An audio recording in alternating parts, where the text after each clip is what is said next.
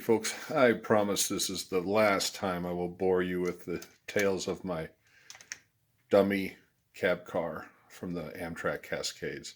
So I had a run the other day, and the trucks came off because they were just setting up in there. So I wanted to make them a little more secure. I had taken trucks off of that one of those high-speed dummies I had.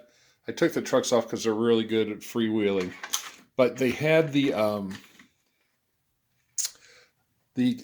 trucks are a split. The shaft that goes up in there, they're split, and then they have like a little barb on the top, so they weren't staying. So what I did, I took my good old piece of gray styrene,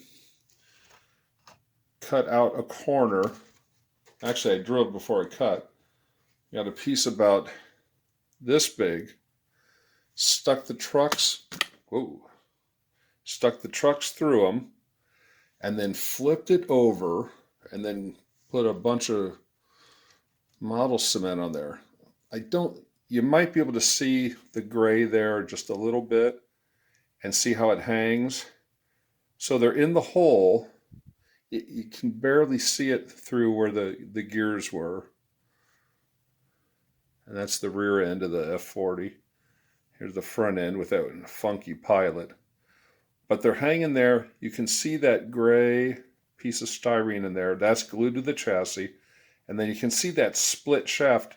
I did have it just hanging on this right in here where the little pin went through and held the original powered truck on, but it wouldn't grab onto that pin. So we took it off. I got them on here, worked on the paint just a little bit, and there's not much to this one. Just snap it on. I left in the motor for some weight. It just snaps back on, and poof, there it is. Yeah, we already saw it running, but it runs a lot better than it did. You'll see that the daylight is back from its boiler inspection. I had it taken up to whistle stop. I took it twice because I couldn't get it to run, and I brought it back. Carl had worked on it. I watched it run on the test track, and when I pulled it out of the box, I don't know what happened. I took it out as carefully as I could. Long story short, there's a new one on the way, and if you're really sneaky and you've looked at this, you'll see that this is actually the 4450 that my son had bought, not the 4449. So I looked around at the new Cato releases. Their suggested retail price was $240. I found one for $157.99. It was model train stuff, I believe. And when you created an account, you got 10% off, and they had a President's Day sale. So I dropped it down with the shipping is $152. And that's going to be my birthday present coming up. So thank you, Mrs. J.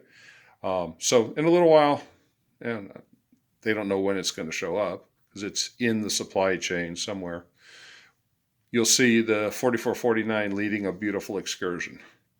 Who knows? Maybe Doyle's Elco PA190 will run with him.